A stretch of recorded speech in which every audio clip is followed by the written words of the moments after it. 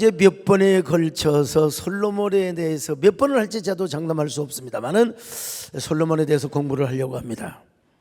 하나님께서 솔로몬에게 평강의 은혜를 베풀어 주신 것처럼 오늘 여러분 이 말씀을 들으시고 마음에 평안이 임하시기를 축원합니다.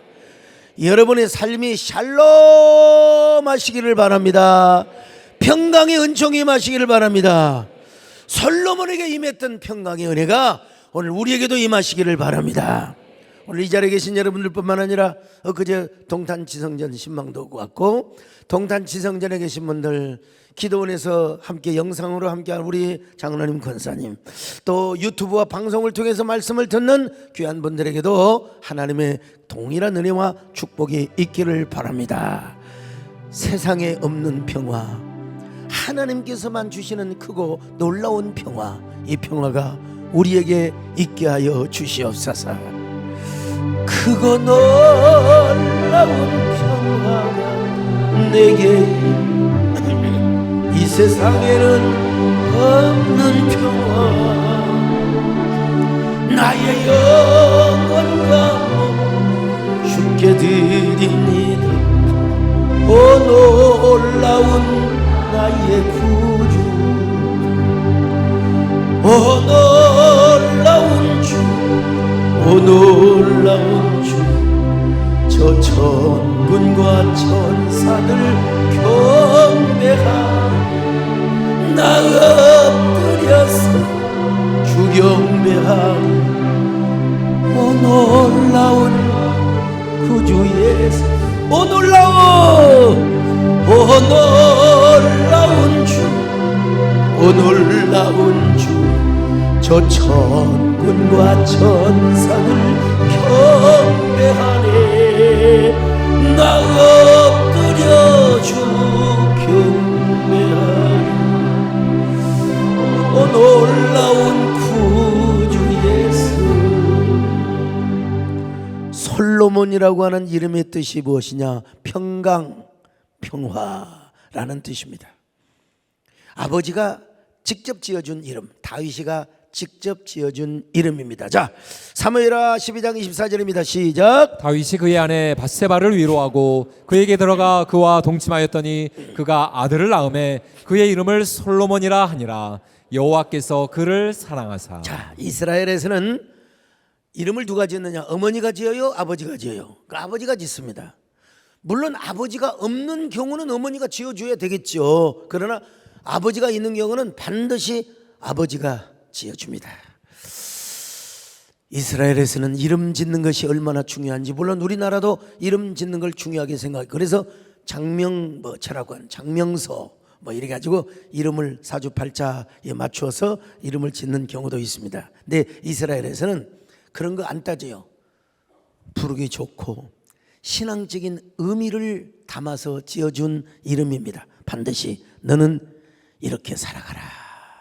삭개오 같은 경우 순결이라는 이름이에요. 순결. 근데 이제 어렸을 때 조실 부모하고 그냥 세리장으로 살면서 온갖 방탕한 삶을 살았지만 결국은 돌아왔어요.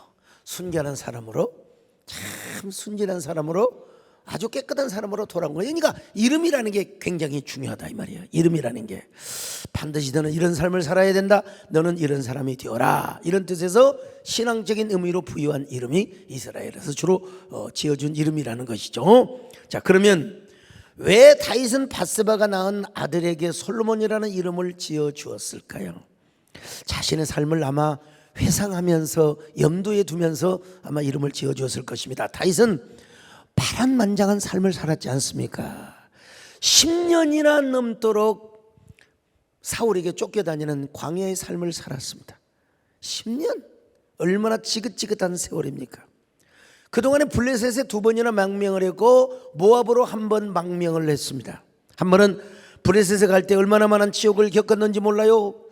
블레셋의 장관들이 저놈은 가드 사람 골리앗을 쳐 죽인 놈 아닙니까? 저놈을 쳐 죽여야 된다. 그럴 때 다윗이 살려고 미친 사람처럼 막 수염에 침을 질질 흘리며 쉬고 쉬고 들어간다. 작년에 왔던 각설이, 이건 제가 지어낸 거고, 다윗이가 이런 미친 짓을 했다 이 말이, 미친 짓을 했다 이거요. 얼마나 생쇼를 했는지 몰라요. 자, 사무엘상 21장 12절로 12절로 15절입니다. 시작. 다윗이 이 말을 그의 마음에 두고 가드왕 아기스를 심히 두려워하여 그들 앞에서 그의 행동을 변하여 미친 채하고 대문짝에 끄적거리며 침을 수염에 흘리매 아기스가 그의 신하에게 이르되 너희도 보거니와 이 사람이 미치광이로다. 어찌하여 그를 내게로 데려왔느냐?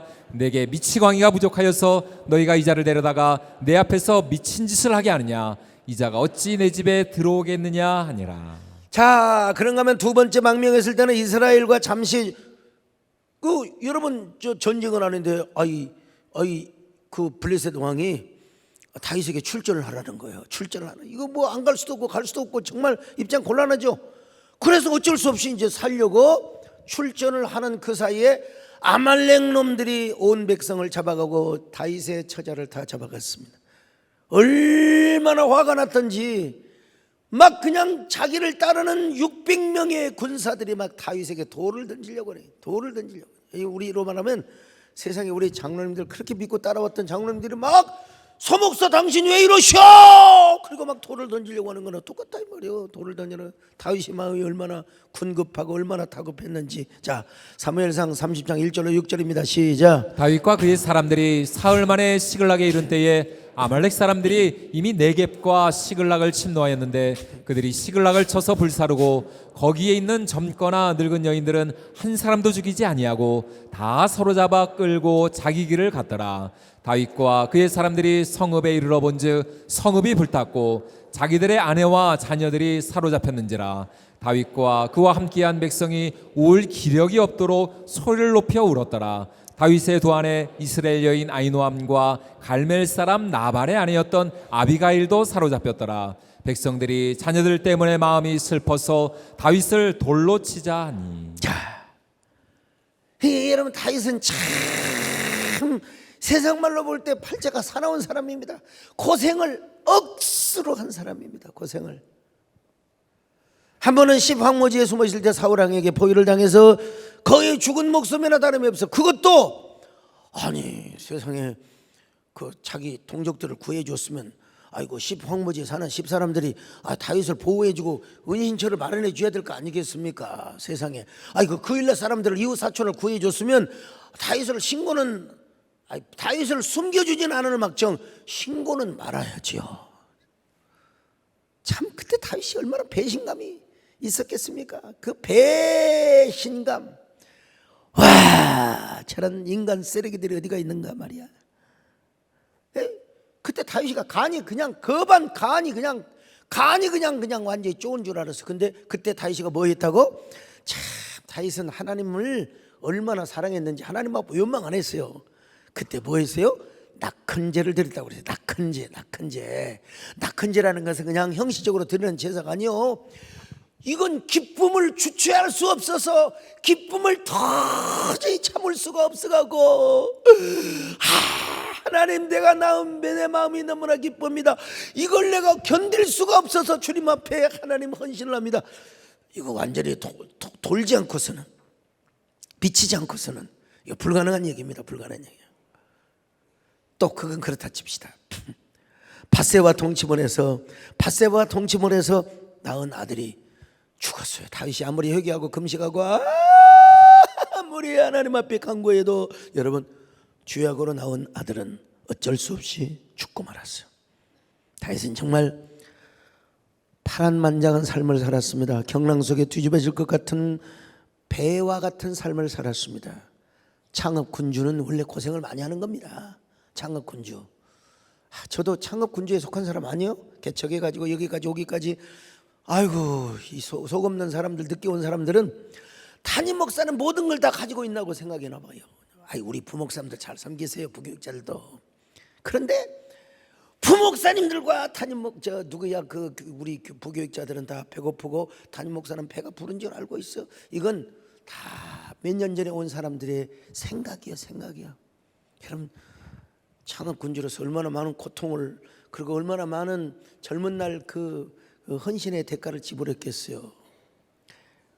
얼굴은 뭐 뺀질뺀질 반짝이다고 여러분 저에게 가지고 있는 권력은 딱 하나밖에 없어요. 그건 뭐냐?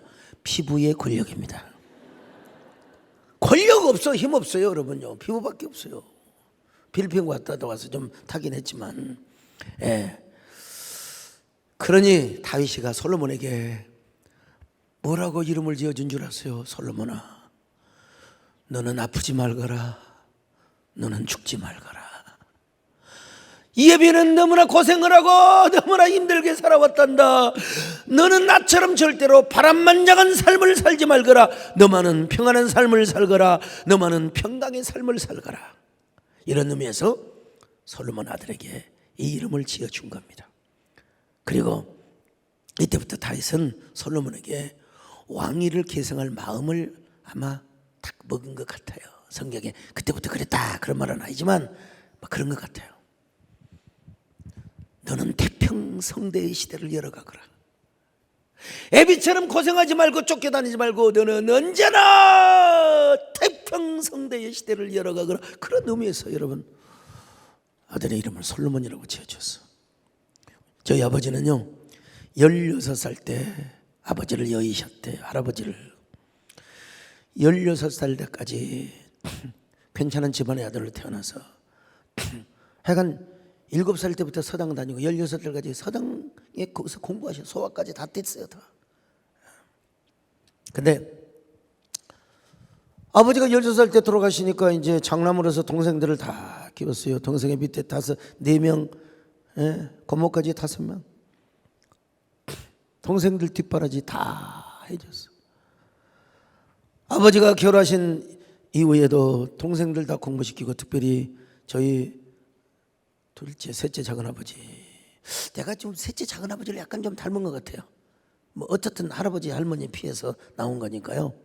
네, 우리 작은아버지가 외정 때 일본에 유학까지 갔으니 얼마나 똑똑했겠습니까? 네, 그리고 일본에 다니면서 사업을 하시기 시작한 거예요. 어쨌든 간에 글로벌한 외정 때 여러분 일본 왔다 갔다 하는 사람 똑똑한 사람입니다. 근데 그 작은아버지가 마침내 사업을 하다가 망해가지고 서울로 튀었어요. 세상에 선제 없고 튀어버렸어요. 그때 아버지가 전답을 팔아서 작은아버지가 구속되지 않도록 하기 위하여 전답을 팔아가지고 작은아버지를 구출해 준 거예요. 급한 불을 다 꺼준 거예요. 근데 아버지도 큰아들을 낳았는데 옛날에는 자녀들이 많이 죽었잖아요. 큰아들이 죽었어요. 그래서 다음에 태어난 형님이 지금 큰 형님이신데 그 큰 형님의 이름을 뭐라고 지은 줄 아세요? 명석이라. 우리 학렬이 석이요, 석. 그 소명석. 목숨 명자를 써서 너는 아프지 말거라. 큰아들을 잃어버린 경험이 있거든요. 아프지 말거라. 너는 오래오래 살거라. 다른 건 몰라도 오래오래 살거라. 그리고 제 이름을 드디어 뭐라고 썼느냐? 편할 강자를 써서 야, 너 고생하지 말아라. 고생하지 말아라. 예, 그래서 편할 강자를 썼습니다. 그러니까 제 이름과 솔로몬은 같다 이렇게 생각하시면 돼요. 여러분 샬롬, 제 이름이 이스라엘로 말하면 샬롬 소 그렇게 하면 됩니다. 소강사 샬롬 소. 미국 이름은 데이비드 소. 그런데 이스라엘에서는 아버지가 지어준 이름 외에도 선지자나 제사장이 또 하나 지어준 이름이 있어요. 예. 오늘 본문에서도 나단 선지자가 솔로몬에게 또 하나의 이름을 지어준 거예요. 참 그 이름이 바로 무슨 이름이냐? 여디디야. 그 뜻은 여호와께 사랑받은 자라. 이런 반전이 어디가 있어요? 이런 은혜가 어디가 있어요? 이따 더 이해하시겠지만 자, 사무엘하 12장 25절 같이 봅니다. 시작. 선지자 나단을 보내 그의 이름을 여디디아라 하시니 이는 여호와께서 사랑하셨기 때문이더라. 여러분 이름 어때요? 정명수 장로님 이름 하나에 2개요. 정명수죠. 목숨명자 쓰세요? 정명수. 예. 뭐라고 하는지 잘 안 들린데 아무튼 서건수 장로님 이름 원래 우리 정권사님은 정말순이야. 말순. 딸 그만 나라고. 근데 이름을 고쳤어요. 금성이라고. 그 장명소에서 금성이란 말을 쓰면 안 돼요. 사실은 별성자 이런 거 잘 안 쓰거든요. 근데 우리 정권사님은 쓰라는 거예요. 상관없다는 거예요. 자기는 그걸 다 초월했기 때문에. 그래서 그렇게 책임 안 집니다. 그랬더니 지금까지 이렇게 잘 사신 거예요. 예, 원래 제가 장명을 조금 아는데 금성, 특별한 사람, 김일성 이런 사람이 쓰는 건데 정권사님이 워낙 특별해서 금성이라고 써버린 거예요. 그냥 난 또 일성이라고 쓸까 싶어서 내가 그냥 걱정했는데 그러면 내가 또 얼마나 좌파로 몰리겠습니까? 자, 근데 여러분 또 하나의 이름을 가지시기 바랍니다. 그 이름이 바로 뭐냐? 여디디야. 그 말은 무슨 말이냐? 바로 하나님의 사랑을 받은 자, 하나님의 은혜를 받은 자, 하나님의 축복을 받은 자. 여러분 이런 이름을 가질 뿐만 아니라 여러분 하나님의 사랑을 받으시기를 바랍니다. 하나님의 은혜를 받으시기를 바랍니다. 언제나 하나님의 사랑 속에서 사시기를 주의 이름으로 축원합니다. 날 사랑하신, 날 사랑하신, 날 사랑하신 성경에서 예수 사랑하시면 박수합니다. 예수 사랑하신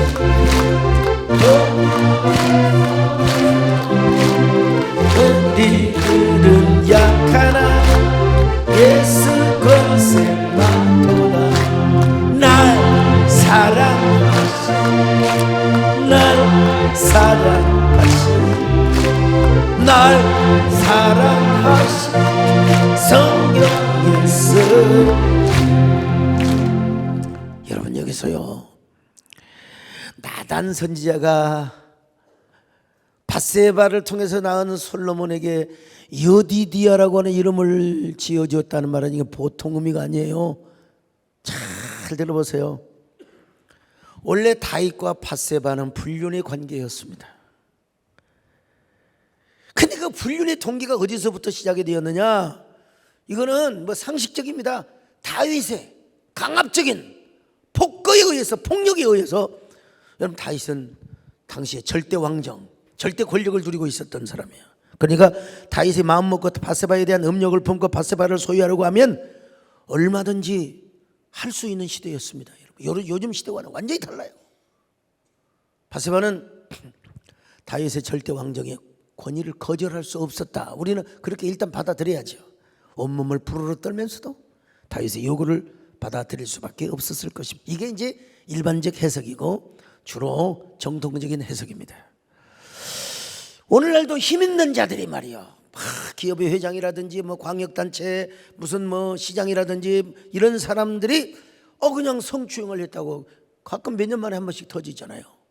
하물며 절대적인 권력을 가지고 있었던 왕이 밧세바를 불려서 동침하자고 했을 때 밧세바는 감히 저항할 수가 없었을 것이다. 이게 이제 중론적인 해석입니다. 근데 이에 반해서 다른 주장을 펼치는 분들도 있다는 사실을 제가 말씀드립니다. 밧세바가 다윗을 은큼하게 유혹을 했다고 하는 주장이죠. 이스라엘 정통 유대인들이 그렇게 얘기를 합니다. 랍비들이 그렇게 얘기를 합니다. 실제로 이스라엘의 역사에 제가 언제가 말씀드린 것처럼 미드라의 역사를 보면은 이런 이야기가 있습니다. 원래 햇사람 우리아는 골리앗의 방패잡이였대요. 근데 살짝 방패를 비켜주면 이스라엘의 가장 아름다운 미녀인 밧세바를 주기로 약속을 해. 이거 어디까지나 그냥 이스라엘이 말하는 얘기입니다. 이스라엘의 전통이 말하는 스토리죠. 근데 이것을 두고 이스라엘 백성, 특별히 유다 백성들이 막 다윗에게 원망을 했다는 거예요. 당신은 뻔히 왕이 될 사람이고 사무엘 선지자에게 기름 부음을 받았는데 아니 우리아에 이게 왜 그 여자를 주느냐, 당신이 차지할 일이지 라고 원망을 했다고 하는 것입니다. 이 이야기를 소문을 이 사람 저 사람 소문을 거쳐서 밧세바가 들었다는 거죠. 뭐 이 주장을 따르는 그런 무리가 있습니다. 제가 봐도. 그럼에도 불구하고 전혀 일리가 없다 그렇게도 말씀을 드릴 수는 없습니다.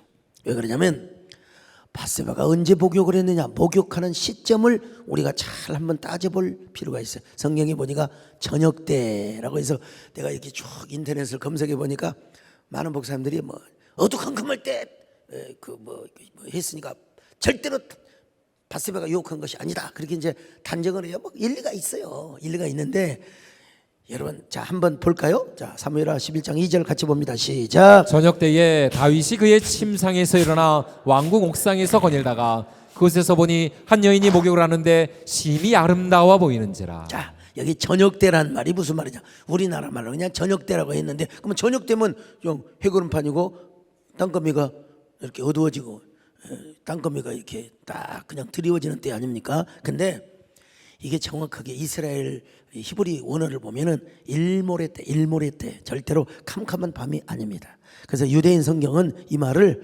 late one afternoon이라고 이렇게 번역을 합니다. 다윗도 한낮에 더울 때 낮잠을 자고 조금 선선한 바람이 불 때 옥상을 걸어 다니는 거예요. 일반적으로 유대인의 귀족들은요, 점심을 먹고 식곤증이 와서 잠깐 잠을 자고 더위가 한참 지나고 나서 옥상에서 책을 읽거나 아니면 음악을 좋아하는 사람은 하프나 수금을 탄다는 것입니다.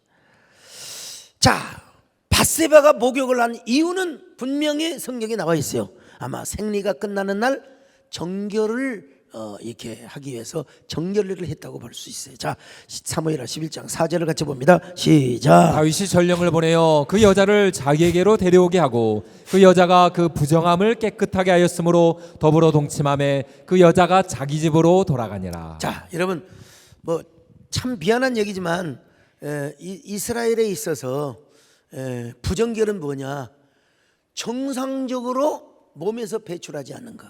그러니까 생리 기간도 부정한 기간이야. 여자로 말하면 생리는 부정, 절대로 남자를 가까이에서도 안 되고 남자도 그 여자를 가까이에서는 안 되는 거예요. 이 성경의 율법이 규례예요. 뭐 남자가 예를 들어서 정상적인 관계를 하지 않고 꿈에서 몽정을 했다. 뭐 그것도 부정한 거예요. 그것도 부정한 거예요. 사흘 동안 부정한 거예요. 예. 그 정결을 받아야 돼요. 어쨌든 정결을 위해서 몸을 씻는다면 그 동네에 정결탕도 있을 수 있고 자기 집 실내에도 얼마든지 몸을 씻을 수 있어요. 아니 뭐 그냥 옥상에서 씻을 수 있어요. 그러면 옥상에서 씻는다면 캄캄할 때 씻어야 될까요? 화날 때 씻어야 될까요? 이 상식적으로, 기자의 상식으로, 자 김재일 장로님 어떻게 저녁에 씻어야 돼요? 낮에 씻어야 돼요? 저녁에 씻어야죠. 당연히 저녁에. 예, 당연히.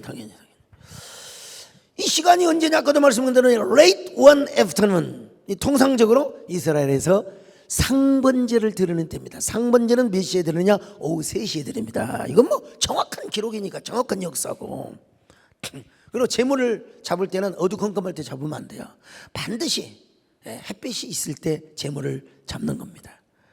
그리고 이제 3시에 3시에 번제물을 태워서 거의 3시 반 정도면 거의 다 제물이 탑니다. 그때 소제를 드립니다. 그게 저녁 소제 드릴 때가 바로 이때요. 그러니까 여러분, 아무리 늦어도 이 밧세바는 3시 반 혹은 4시에 목욕을 했다는 이런 증거입니다. 여러분, 이스라엘 우리 이재원 목사님 가보셨지만 4시 되면 화납니까? 캄캄합니까? 화납니다. 예루살렘에 가면요, 화납니다. 자, 이 환한 낮에 밧세바가 목욕을, 그것도 그 어디서 옥상에서 했다고 하는 것은 조금 아니된 굴뚝의 연기가 날까, 이런 의심을 가져볼 수도 있는 상황이긴 합니다. 자, 근데 중요한 건 뭐냐? 다윗이가 그 모습을 봐도 눈을 그냥 돌려버렸지. 에이씨, 오늘 재수없이 못 볼 걸 봤네. 에이씨. 그리고 어디로 가야 돼? 빨리 언약궤 앞으로 가서, 하나님, 제가 못 볼 걸 봤습니다. 이 세상에 어떤 여자가 한밤중도 아니고 대낮에 목욕을 한단 말입니까? 저런 18년 미친 인간이 어디가 있어요 도대체. 하나님, 근데 내가 못 볼 걸 봐가지고 자꾸 요막 떠오릅니다. 주님, 하나님 내 머리를 씻어 주시옵소서. 주여 내 주를, 하나님 내 위에서 있게 해주시고, 하나님 제 마음의 정욕이 물거품처럼 사라지게, 육신의 욕망의 전쟁에서 이기게 하여 주시옵소서. 이렇게 다윗은 하나님 앞에 기도했어야지요. 그리고 그런 생각이 날 때마다 사탄아 물러가라, 더러운 마귀야 물러가라, 내 생각을 사로잡고 있는 마귀야 물러가라. 그래야 되지 않겠어요? 그러면서 이런 고백을 해야죠. 주님, 그래도 물러가도 안 되면 하나님 저를 불쌍히 여겨 주시기를 바랍니다.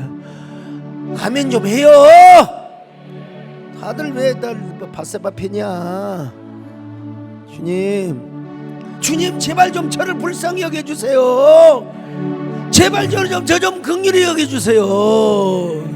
주여 나를 불쌍히 여겨주소서. 주님 나를 긍휼히 여겨주소서. 주님이 붙잡아 주시지 않으면 나는 헛수고하며 주님이 돌보아 주시지 않으면 나는 앵무새. 주님이 내 심령을 붙잡아 주셔야 합니다. 주님이 내 안에 오셔서 생명의 빛이 되어 주시고 소망의 등불이 되어 주소서. 주여 나를 불쌍히 여겨 주소서. 주님 나를 긍휼히 여겨 주소서. 근데 다윗은 언약궤 앞으로 가지 않고 계속 찬상에 사로잡힌 거요. 옛날에 그런 노래가 있잖아요. 한 번 보고 두 번 보고 자꾸만 보고 싶네, 이 노래 있잖아요. 전혀 모르는 것 같아.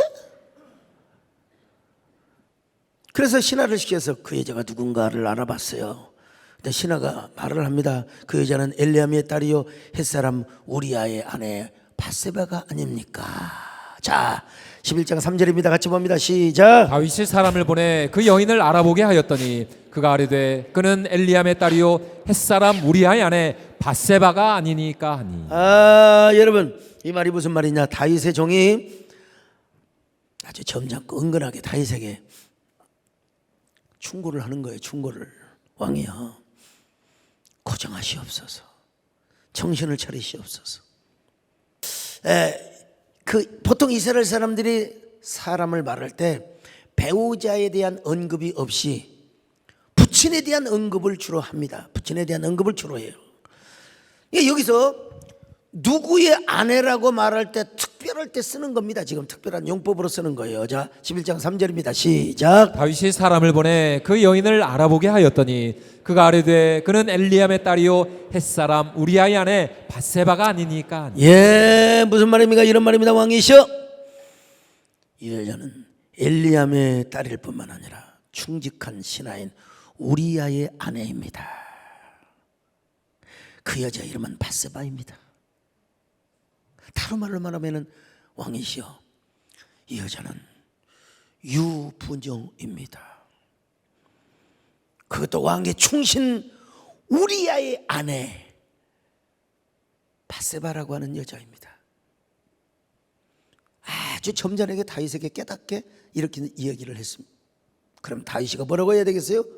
그래 잘 알았느니라. 내가 그녀에게 상금을 주려고 한 것이니라. 시치미를 뚝 떼고 하나님 앞에 나가서 하나님 이 미친놈을 용서하여 주옵소서. 신하의 아내와 하마터면 음행할 뻔했습니다. 제 생각과 마음으로라도 지은 죄를 용서하여 주옵소서. 그러면 되는 거예요. 근데 그날따라 이상하게 다윗은 뭐가 씌어가지고 막 욕망의 포로가 된, 욕정을 이기지를 못해가지고 막 바세바를 막 데려왔어요. 그러니까 다윗이가 강압적으로 바세바를 범했다. 강제적으로 바세바를 범했으니 주범은 누구냐? 다윗이다. 이 사실을 말씀을 드리는데, 그런데 제 희망사항입니다. 좀 바세바가 내 이제 다윗의 입장에서 또 내가 지금 목사로서 설교를 하는데 이 바세바가 좀 폐하 안지되옵니다. 소첩은 지아비가 있는 몸이옵니다. 폐하 고정하시옵소서 라고 하는 말을 안 하더라도 그런 뉘앙스라도 풍기는 구절이 있었으면 좋았을 텐데 얼마나 이생 목사님 아쉽습니까? 우리가 그냥 커먼 센스로 해석할 수밖에 없어요.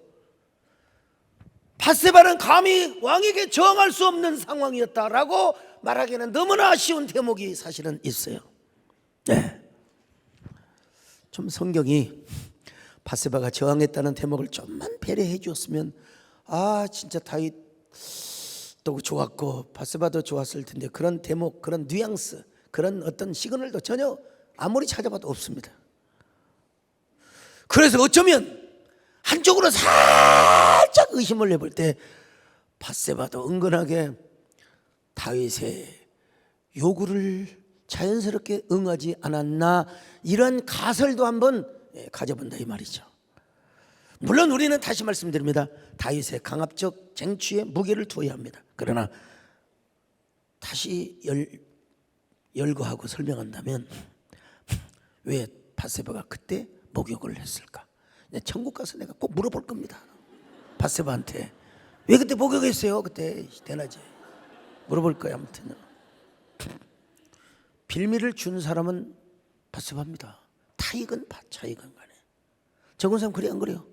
대낮에 같이 물어봅시다. 아무튼요. 하여튼 다윗에게 빌미를 주었다 이거예요. 밧세바가, 자 우리 커먼 센스로 한번 상상을 해봅시다. 밧세바가 물을 끼얹었을 때 그냥 조용하게 끼얹었을까요? 여러분 샤워할 때 그냥 합니까? 땀 쫙 흘리고 우리 여러분의 욕실에 가서 찬물 쫙 나오면 뭐라고 할까요? 시원해. 그러지 않았을까 싶어요. 시원해. 어쩌면 뭐 영화의 한 장면에서 샤워하면서 여자가 시원해, 미치겠어. 이건 너무 간지는 모르겠지만 어쨌든 물 끼얹는 소리와 여인의 감탄사가 다윗에게 들리지 않았을까라고 생각을 해봅니다. 여러분, 뭐가 맞느냐고 단정할 수는 없습니다만은 빌미는 의도적이 됐건 의도적이지 않았건 간에 밧세바가 제공해 준 것만은 분명히 이것만큼은 제가 이건 다윗 편이 아니라 제가 객관적인 입장에서 제가 이거는 꼭 그렇게 좀 단초를 제공했다고 보고요. 그 다윗은 물리치지 않고 바로 그 욕망을 그대로 받아들였다는 거예요. 또 그때 아무리 다윗의 강압적이고 절대적인 권위로 그렇게 했다 하더라도 밧세바가 조금이라도 저항했으면 얼마나 좋았을까. 이건 제 희망사항입니다. 그런 구절이 나오지는 않습니다. 특별히 여러분 이 한마디만 했어도 우리아는 그만두고 저희 할아버지가 폐하의 책사인 아히도벨입니다. 이 아히도벨이 훗날 압살롬에게 딱 그냥 붙어버렸거든요. 우리아 때문에 그런 거예요. 그리고 밧세바를 법했다고 아히도벨이 이렇게 확 돌아가지고 압살롬 편을 들어버렸거든요. 폐하 잠시 고정하여 주옵소서. 여러분 눈동자를 저를 봐야지 땅바닥을 보면 안 됩니다. 지금 그렇다면 다윗이가 얼마나 양심이 찔렸겠습니까? 그대는 참으로 현수간 여자요. 자, 다윗이가 남자 또 그 상남자잖아요. 내가 하마터면 그대에게 죄를 범할 뻔했어. 나의 허물을 감춰 주시오. 그대 남편 우리아를 더 승진시키고 그대 남편을 추앙하고 받들어 드리겠소. 어서 집으로 가시오. 여봐라! 당장 밧세바 여사를 모시고 가거라. 참, 이건 저의 희망사항입니다. 이건 저의 희망사항이고 다윗이 그때 그랬더라면 얼마나 좋았을까. 얼마나. 내가 여러분 이 노래가 생각이 나는 거예요. 안 되는 줄 알면서 왜 그랬을까. 안 되는 줄 알면서. 참, 저도 하나님께서 그때 결막염을 안 주셨으면 얼마나 좋았겠어요. 그러나 하나님이 저에게 주신 선물입니다. 하나님이 저에게 주신 선물. 근데 다윗은 그러지 않았습니다. 결막염도 안 주셨어요. 그냥 내둬버렸어요. 그냥 타오르는 정욕의 불길을 태우고 애욕에 끓는 물결을 다 끌어오게 만드는 거예요. 과거에 살아있는 영성보다 지금의 욕망, 이 들끓는 욕망을 여러분 불태웠어요. 그래서 그날 밤 대형 사고가 일어났죠. 그날 한 번만 범죄를 했을까? 아닙니다, 여러분. 저뿐만 아니라 수많은 성경학자들이 여러 번 다윗이가 그 맛을 보고 여러 번 아마 그런 음행을 했을 것이다. 왜냐? 상식적으로 성경에 나오진 않지만 생리가 바로 끝날 다음 날 임신이 되는가? 상식적으로 누가 이거 잘 하실까? 성환수 장을 말해 보래래. 대학 총장이 돼가지고 그런 것도 모르시면 안 됩니다. 김혜수 집사님 돼요, 안 돼요? 안 돼요. 그건 안 되는 겁니다. 물론 하나님이 하시면 뭘 못 하시겠습니까? 한나의 태문도 열어줬는데 그러나 일반적으로 볼 때 하나님께서 다윗에게 그냥 내둬버렸어요. 하고 싶은 대로 다 하더라.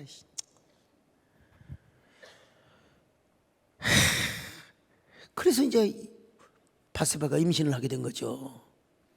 이 임신의 소식을 듣자마자 다윗은 자신의 범죄를 감추려고 우리아를 불렀어요. 그리고 그날 저녁 술을 커나게 마시고 입이 코가 비틀어지게 술 마시고 폐하 성은이 만극하옵니다. 그래 어서 가서 집에 가서 자라.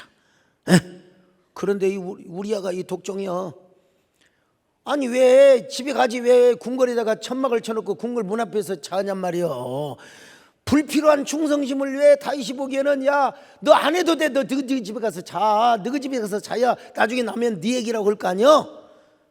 다윗이가 그런 말은 안 했지만은 뻔하는 겁니다. 그래서 다음 날 또 불러드렸어요. 왜 집에 가서 안 자고 여기서 자냐고 그랬더니 아니 지금 적진에서 내 후아들이 지금 화살바지를 하고 적진에서 전투를 하는데 내가 어떻게 편히 마누라하고 먹고 마시고 내가 잠을 자겠느냐고. 그래서 그날 또 술을 커나게 먹여서 내가 그대에게 은총을 베푸는 것이요. 오늘은 집에 가서 푹 쉬시오. 집에 가서 푹 쉬시오. 그런데도 세상에 이 우리아는 불필요한 충성을 하게 되는 거예요. 자, 사무엘하 11장 12절로 13절, 12절로 13절입니다. 같이 봅니다. 시작. 다윗이 우리아에게 이르되 오늘도 여기 있으라. 내일은 내가 너를 보내리라. 우리아가 그날에 예루살렘에 머무니라. 이튿날 다윗이 그를 불러서 그로 그 앞에서 먹고 마시고 취하게 하니 저녁 때에 그가 나가서 그의 주의 부하들과 더불어 침상에 눕고 그의 집으로 내려가지 아니하니라. 도저히 사흘도 안 될 것 같아요. 오히려 의심살 것 같아요. 그래서 요압에게 편지를 써서 보냈습니다. 이 자를 암몬과의 전쟁에서 최선봉 부대로 앞세워라. 그래서 우리아를 죽게 만든 겁니다.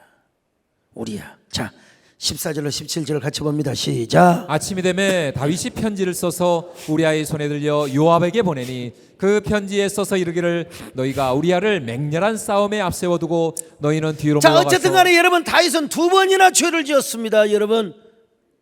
그리고 우리아가 죽자마자 시침이 딱 되고 밧세바를 자기 아내로 삼았습니다. 자, 11절 27절입니다. 11장 27절 시작. 그 장례를 마침에 다윗이 사람을 보내 그를 왕궁으로 데려오니 그가 그의 아내가 되어 그에게 아들을 낳으니라. 다윗이 행한 그 일이 여호와 보시기에 악하였더라. 그래서 여러분 우리 결론 다 알잖아요. 지난번에 다 공부해서 이 아들은 죽었어요. 이 아들은 죽었어요. 이 아들은 죽었어요. 근데 다윗이가 참 훌륭한 게 그 아들이 죽기 전에는 막 금식하고 참회하고 회개하고 막 그랬는데 하나님 데려가니까 수염을 다 깎고 목욕을 하고 말이죠. 정말 주신 이도 여호와시고 가져가신 이도 여호와이십니다. 생명을 태어나게 하신 이도 여호와이시고 생명을 데려가신 분도 여호와이십니다. 그러면서 여러분 우리 하나님을 찬양했다는 거예요. 한번 노래합시다. 왕이신 나의 하나님, 왕이신 나의 하나님, 내가 주를 높이고 영원히 주의 성축. 그런데 바로 이렇게 하고 난 후 다시 밧세바와 동침을 해서 낳은 아들이 누구야? 솔로몬이었어요. 근데 참 희한한 것은 우리아가 죽고 나서 밧세바와 정식으로 결혼해 동침하였을 때 하나님이 밧세바와 관계를 그냥 수락해 주셨다는 거예요.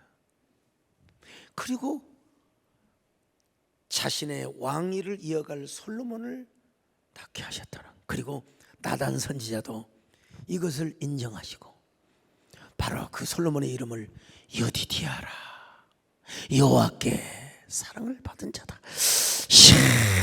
여러분, 암시적으로 무엇을 지금 보여주는 대목이냐? 나단 선지자를 통해서 솔로몬이 왕이 될 것을 암묵적으로 지금 보여주는 시그널이라 이 말이죠.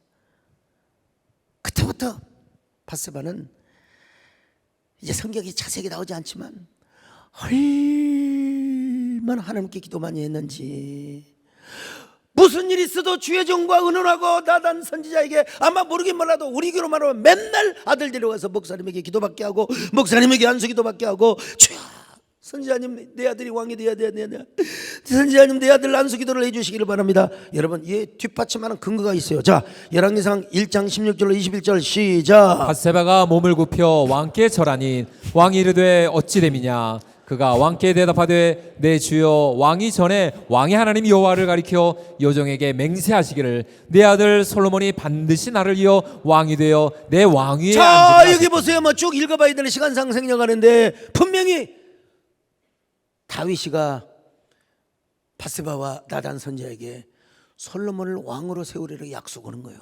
이미 나와 있잖아요. 성경에 나와 있어요.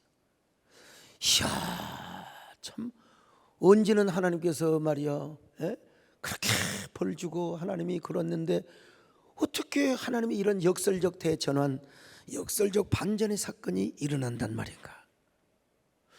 이때 밧세바가 왜 왕 앞에 간 줄 아십니까? 아도니아라는 놈이 역모를 행합니다. 이때 누가 함께 참여하느냐? 다윗의 오른팔에 있던 요압 장군이 요압 장군, 이 싸가지 요압 장군. 그래서 나중에 솔로몬에게 저 요압 장군처럼 죽여버리라. 그래서 아비아달? 이 아비아달은 어떤 사람입니까? 사독과 함께 공동 대제사장이요. 아이 세상에 그런 아비아달이 아도니아 역모에 동참을 했다. 그래서 막 밧세바가 온몸을 푸르르 들으면 배야 만약에 아도니아가 왕이 되면 솔로몬은 죄인이 되는 것이옵니다. 처형을 당한 것이옵니다. 배야. 이때 누가 들어왔느냐? 나단 선지자가 나단 선지자. 나단 선지자가 탁 들어가지고 뭐라고 말한 줄 아십니까? 폐하 밧세바 황후마마의 말이 맞사옵니다. 솔로몬을 즉시 즉위시켜서 아도니아를 제거하여 주옵소서. 폐하 고정하시옵소서. 자, 이 내용이 이제 열왕기상 1장 22절로 27절에 있는데 자, 같이 봅니다. 시작. 밧세바가 왕과 말할 때에 선지자 나단이 들어온지라 어떤 사람이 왕께 말하 이르되 선지자 나단이 여기 있나이다 하니 그가 왕 앞에 들어와서 얼굴을 땅에 대고 왕께 절하고 이르되 내 주 왕께서 이르시기를 아도니아가 나를 이어 왕이 되어 내 왕위에 앉으리라 하셨나이까. 그가 오늘 내려가서 수소와 살찐 송아지와 양을 많이 잡고 자, 그런 얘기입니다. 지금 맨 끝에 구절을 보면요, 이것이 내주 왕께서 정하신 일이니까 그런데 왕께서 내주 왕을 이어 그 왕위에 앉을 자를 총에게 알지 아니하게 하셨나이다. 어서 빨리 솔로몬에게 기름을 붓고 어서 빨리 솔로몬에게 왕의 즉위식을 행하게 하소서. 이런 말입니다. 지금 여러분요. 그러자 다윗이가 늙어가지고 이제 몸도 가누지 못해요. 늙어가지고 몸도 이기지 못하고 젊은 저 여종 아비삭의 수종을 들고 있는데 다윗이가 여러분 이거 영화로 말하면 눈빛에 살기가 돋죠. 무엇이 어쩌고 저쩌 이런 아도니아 이런 역적 같은 놈이라고 당장 기온샘에 가서 솔로몬에게 왕의 기름을 부렸다 이래가지고 여러분 솔로몬이 왕이 됩니다. 그 이야기는 다음에 쭉 공부를 하기를 바라고요. 자, 열왕기상 1장 29절로 30절 같이 봅니다. 시작. 왕이 이르되 내 생명을 모든 환난에서 구하신 여호와께서 살아계심을 두고 맹세하노라. 내가 이전에 이스라엘의 하나님 여호와를 가리켜 내게 맹세하여 이르기를 내 아들 솔로몬이 반드시 나를 이어 왕이 되고 나를 대신하여 내 왕위에 앉으리라 하였으니 내가 오늘 그대로 행하리라. 내가 약속대로 행하리라. 오늘 여러분 지금 어떤 일을 당하고 있습니까? 다윗도 하나님께 범죄하고 득죄를 한 이후에 엄청나게 배를 맞았습니다. 엄청나게 그리고 그 아들도 죽었어요. 얼마나 또 우리아가 죽은 그 마음이 얼마나 슬펐겠습니까? 나단 선지 앞에서 얼마나 통곡하며 엎드려 바짝 엎드려서 하나님 앞에 회개하였습니까? 근데 회개하고 돌이키고 지나간 건 다 지나간 것이고 억울한 건 우리아에게 하나님께서 천국에서 보상해 주실 것이고, 여러분 다윗에게 선물을 줬는데 바로 여디디아라는 선물을 준 거예요. 평강이라는 선물을 준 거예요. 솔로몬 때는 전쟁이 거의 없었습니다. 영모도 거의 없었습니다. 나중에 이제 어쨌든 여로보암이 그건 그때는 그때고, 솔로몬의 살아생전은 거의 다 태평성되고 그리고 평강의 시대가 왔어요. 오늘 여러분 어떤 잘못이 있고 또 어떤 역경을 당하고 있습니까? 먼저 하나님께 회개부터 하시기를 바랍니다. 하나님을 경배하시기를 바랍니다. 그럴 때 하나님께서 우리에게도 여디디아라는 평강의 축복, 사랑의 축복을 주실 줄로 믿습니다. 모든 걸 머리로 이해하려고 하지 마세요. 아, 그러구나. 말씀을 그대로 받으시기 바랍니다. 하나님 나에게 주실 여디디아는 무엇입니까? 하나님께서, 우리 하나님은 어떤 분이냐? 모든 것이 합력하여 선을 이루시고 합력하여 우리에게 평화라는 선물을 주시는 하나님이십니다. 여러분 모두 이런 다윗의 축복, 솔로몬의 축복이 있기를 주의 이름으로 축원합니다. 주님, 내가 여기 있사오니 나를 봐내소서. 나의 몸 주께 드리오니 주 받으옵소서. 주님, 내가 여기 있사오니 나를 써주소서.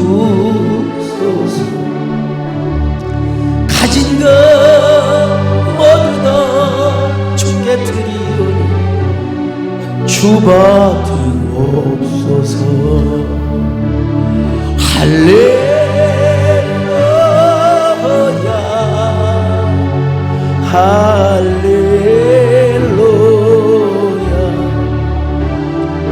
할렐루야.